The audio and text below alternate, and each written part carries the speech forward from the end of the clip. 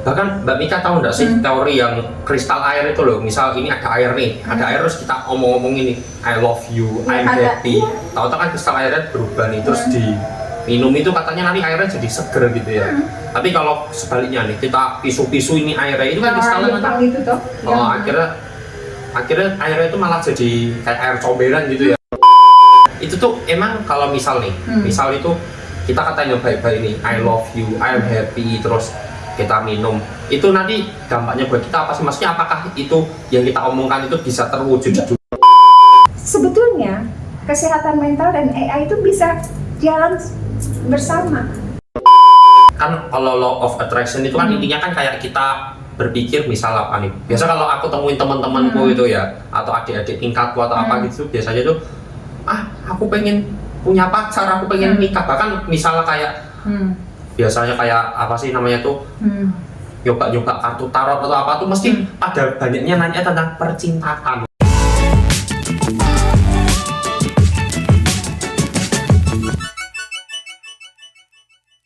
Tapi kan dari tadi ya aku dari cerita Mbak Mika ini kan berarti kan ini juga kayak nyinggung law of attraction ya Mbak.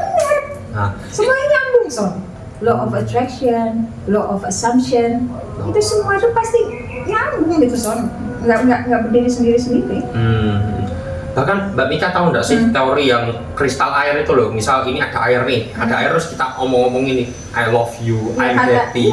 Tahu-tahu kan kristal airnya berubah nih, terus di minum itu katanya nanti airnya jadi seger gitu ya. Tapi kalau sebaliknya nih, kita pisu-pisu ini airnya itu kan kristalnya kan. Gitu toh. Oh, akhirnya airnya itu malah jadi kayak air comberan gitu ya. Misalnya terus diminum katanya aku percaya. Nah, itu tuh emang kalau misal nih, misal itu kita katanya baik-baik ini I love you, I'm happy, terus kita minum, itu nanti dampaknya buat kita apa sih? Maksudnya apakah itu yang kita omongkan itu bisa terwujud di dunia kita? Air itu sebetulnya bukan sesuatu yang difokuskan, tetapi karena kamu itu ngomong dan mempercayainya. Oke. Balik lagi ke tadi itu sebiji sawi. Oh, biji sawi. Ngerti nggak? Balik lagi ke belief system kamu, ngerti nggak sih sebetulnya? Karena kamu itu percaya itu air itu udah memiliki ini yang baik, ya kan? Karena kamu sudah berikan kebaikan energi dan kamu minum, ya makanya terjadilah sesuatu baik di dirimu sesuai dengan apa yang kamu bikin baik. Misalnya itu air kamu bilang dengan diminumnya air ini aku menjadi segar, atau dengan minumnya air ini aku menjadi bugar, atau dengan minumnya air ini aku sembuh anxiety, itu terserah yang ngomong tuh. Tapi kalau misal kristalnya itu jadi baik, itu kalau misal kita minum itu bakalannya apa yang terjadi sama kita? Maksudnya hanya merasakan seger secara fisiologis, secara tubuh, atau memang nanti bisa terwujud beneran? Oh, bisa seneng beneran nih? Iya, karena kan itu balik lagi sebetulnya itu balik lagi ke ini kamu kan, ke belief system kamu. Nah, gini deh, kamu kasih tuh air ke orang yang nggak ngerti itu ini apa? Itu tentang yang kalau kamu kasih kebaikan itu tuh air jadi bagus ini, kamu kasih aja orang lewat, kamu kasih aja tuh air, emang dia tahu? Nggak tahu Ya emang dia bisa ngerasa? Ya kemungkinan nggak bisa karena dia tidak tahu. Kamu sudah meniatkan, udah pas tadi kamu bikin air kan udah meniatkan untuk melakukan sesuatu yang baik. Kan udah ada niatnya untuk apa? Memberikan sesuatu yang baik. Tapi kan orangnya kan nggak tahu niatnya kita kan, tapi iya, maksudnya orang, kalau misalnya orang di jalanan itu kan dia nggak berasa itu nih, bagi dia mungkin air itu tetap sama dengan air yang lain, ngerti nggak sih? Mungkin beda juga ya, misal kayak ada orang nih udah kita kasih tahu nih air udah aku doakan, kamu kalau minum ini bisa dapat jodoh, wah akhirnya sama dia diminum beneran, terus dia meyakini itu kan beda. Iya kan, dan itu juga pilihan dia, apakah dia meyakininya atau enggak. Ya kan benar dong Son.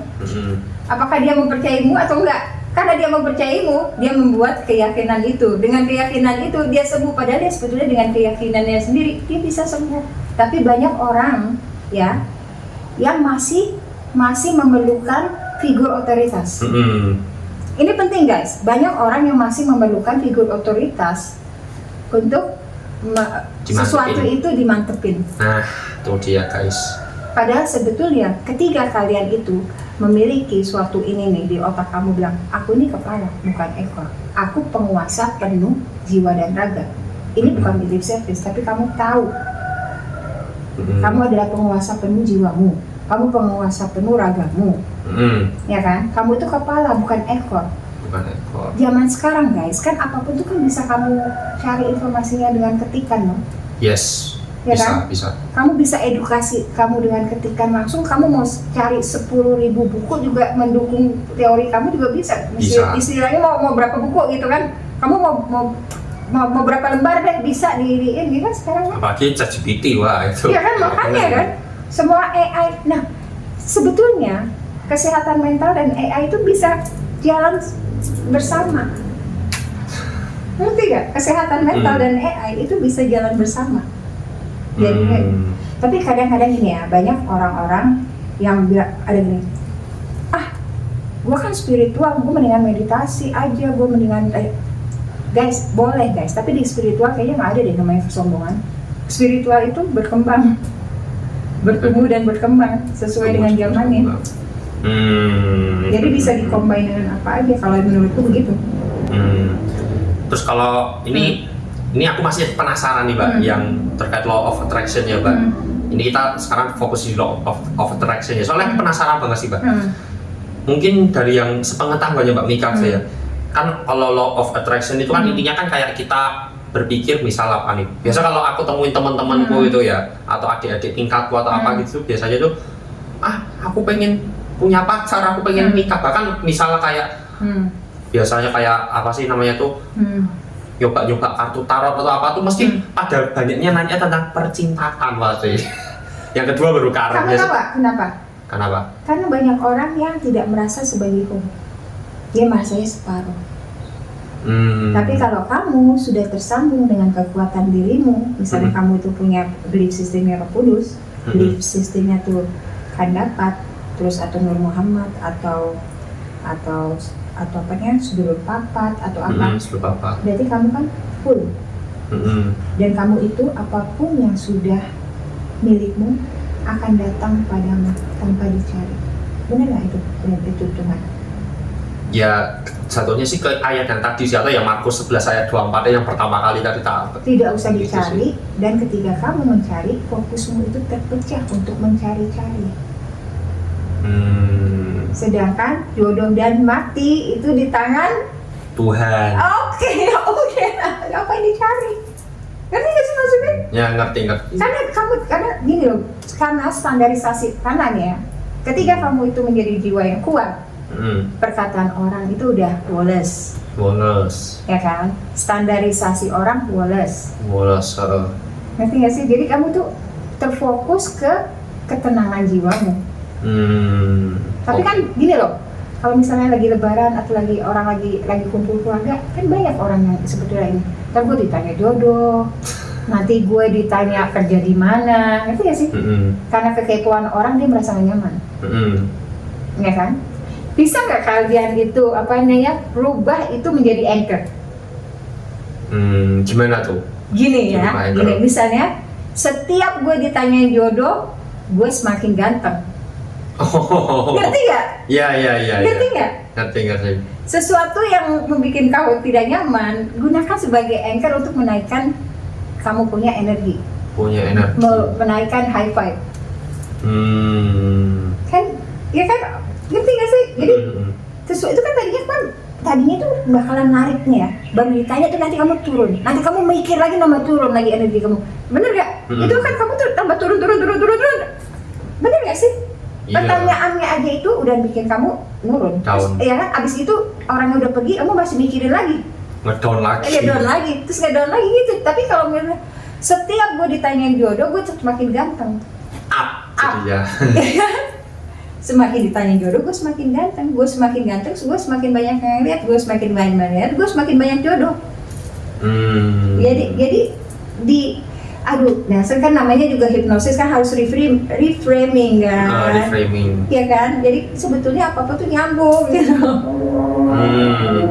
Nyambung ke yang kita pelajarin di hipnosis. Menurut Mbak Mika gimana tuh proses atau mekanismenya nih? Kita berpikir ya kan tadi ya punya pacar, aku tahun ini optimis punya pacar, terus akhirnya dari pikiran kita tuh bisa balik lagi ke kita yang akhirnya itu bisa jadi in real life kita beneran nih punya pacar nih, tahu-tahu ada yang deket. Kamu lupa satu. Apa? lupakan. Lupakan.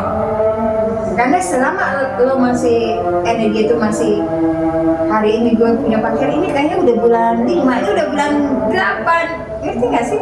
Kamu masih adanya kemelekatan dengan apa yang kamu kirimkan ke semesta. Jadi misalnya gini loh, itulah kenapa ada ilmu yang namanya iseng-iseng berhadiah. Iseng-iseng berhadiah. Kamu mengucap sesuatu, kamu benar-benar pengen kamu mengucap sesuatu, tapi setelah itu fokus kamu tuh yang kerjain pekerjaan kamu sehari-hari yang lain, nggak terpaku ke itu. Kayak yang tadi kemauan kamu itu Punya pacar misalnya. punya pacar, ya misalnya itu. Soalnya kalau adik-adik tingkat, teman-temanku tuh biasa ya itu pengennya apa? Punya pacar, pengen nikah di masa depan ya kayak gitu. Iya. Padahal kalau semakin ditagih itu malah makin menjauh ya. Iya, semakin kamu tagih semakin menjauh, atau enggak kamu akan dapat bukan yang terbaik tapi yang ada aja. Oh iya sih. Relate sih. Kamu akan mendapatkan yang bukan yang terbaik karena bukan waktunya Tuhan. Ngerti nggak sih? Ngerti. Karena kamu itu bukan waktunya Tuhan, tapi kamu force untuk sesuatu itu terjadi, ya. Dan itu nanti kamu malah jadi ribet, ya kan? Jadi bukannya yang dapat yang terbaik, dapat yang ada aja, yang dekat aja gitu loh guys. Jadi itu juga harus hati-hati gitu loh. Gini loh, so jadi ketika kamu itu menginiin suatu kalimat, kita memegang teguh ke kalimat itu gitu loh, maksudku itu. Misalnya, ngerti nggak sih maksudnya memegang teguh ke kalimat itu, mau diputer-puter di mana, kamu tetap teguh, tetap punya jangkar satu itu gitu loh. Mau diputer ke kiri, kan nggak khawatir jadi jatuhnya. Kan balik lagi, angkernya apa? Ketenangan itu bukannya kondisi tapi pilihan. Nah, lo pilihanku adalah tenang dalam segala keadaan. Dan apapun yang milikku akan datang pada waktunya yang terbaik. Bener nggak sih? Ada nggak sih yang ini Tuhan sudah menyediakan? Ada nggak? Ya kalau dalilnya harusnya ada ya. Aku agak nggak hafal nih. Tapi yang pas itu di agamaku tuh ada lagu tuh. Ini cukup relate nih. Yang bunyinya itu waktu Tuhan pasti yang terbaik. Iya. Emang makanya yang itu bukannya cuma mainan doang, itu suatu keteguhan, suatu pegangan. Ngerti nggak? Ketika itu pegangan itu kamu sudah pegang dengan benar-benar kuat, berarti kamu kan nggak ngejar lagi karena itu sudah ada, sudah dijanjikan, sudah ada dong, benar nggak sih? Betul. Sudah disediakan, berarti sudah ada. Cuman waktu Tuhan bukan waktu manusia. Itu juga kamu kalimat obat ya. Ngerti gak sih? Gimana tuh kalimat obat? Kalimat obat misalnya, ya itu kalimat obat itu juga self hypnosis. Kamu setiap orang punya deh kalimat obat sendiri-sendiri. Ya nggak? Afirmasi diri gitu ya. Kalimat obat untuk apa? Ketika sesuatu itu, misalnya kalimat obat khawatir, Tuhan sudah menyediakan. Oke. Tuhan sudah menyediakan. Ini jalan Tuhan. Tuhan pasti yang terbaik. Tuhan Maha Tahu kan biasa gitu. Iya, itu semuanya adalah kalimat obat. Jadi bukannya sesuatu yang abstrak, itu bukan, itu kalimat makanya obat. sekedar basa-basi aja bukan. Karena kamu sudah percaya dengan penuh hati, otomatis ketika kamu kalimat obat itu kamu ucapkan, apa yang kamu obati itu sembuh.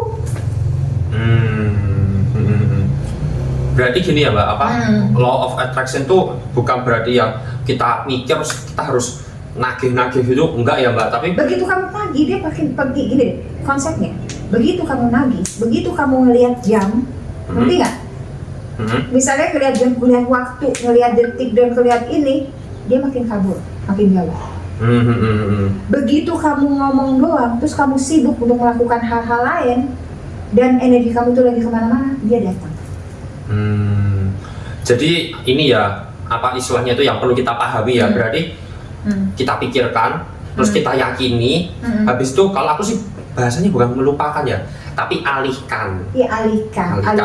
Nanti kan suatu hari bakal datang sendiri. Jadi kayak misal nih, nih ya, ini misal ya, kayak pengen punya pacar nih, oke, aku tahun ini optimis bisa punya pacar. Ini aku udah pikir, aku udah meyakini. Habis itu ya ini ya, aku bukan melupakan bahasanya, tapi mengalihkan. Ya alihkannya dengan cara apa ya? Aku banyakin self development, terus aku juga apa? Betul, self development. PDKT. Fokuskan ke dirimu sendiri. Ya. Energi ke diri gitu.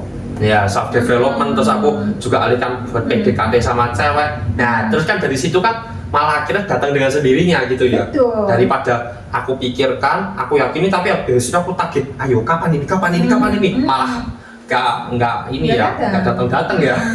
Jadi sebetulnya yang kita lakukan adalah mempertebal konsep dan mempertebal self belief yang udah ada. Misalnya self belief kamu ya, balik lagi ya, karena kita ini kan kecerdasan tubuh ya. Itu adalah kita tuh percaya bahwa di diri kita itu sudah ada namanya sumber segala sumber. Sudah ada yang namanya kita diberikan energi untuk membantu kita, untuk menjaga, membantu gitu loh ya. Ada kan energi pendamping lah istilahnya. Energi pendamping. Nah itu kan berarti kayak temen toh, kayak temen gaib toh. Teman gaib ya. Yang nggak kelihatan kan. Iya iya. Tapi kan bisa kita terkoneksi ya. Dan bisa kita komunikasikan kan, kita ngobrol. Nah di komunitas kita tuh kita ngobrol ke teman gaib kita itu. Ngobrol ke teman gaib, iya. Sebetulnya ke dirimu sendiri, kata orang itu misalnya self talk, ya kan, self ngobrol dari diri sendiri kayak gitu-gitu. Tapi kalau ngobrol sendiri itu kadang-kala kan kayak kita ngomong sendiri, ya ngomong sendiri doang. Coba kamu kasih nama temennya, kan kayak ngobrol berdua. Ya ini maksudnya itu nggak yang literally gaib beneran ya, tapi maksudnya kelihatan. Ya biar nggak disalahpahami ya, Iya. alam bawah sadar lah. Alam bawah sadar maksudnya, bener, alam bawah sadarmu itu. Jadi kamu bisa antara antara pikiran sadar dan alam bawah sadar itu kamu bisa masuk ini tanpa melalui relaksasi, ngerti nggak sih? Kamu bisa masuk ke bawah, ke atas, gitu, lebih gak seamless gitu masuknya. Seamless gitu ya. Nah, istilahnya nanam nyabut-nyabutnya itu nggak memerlukan waktu lama gitu loh.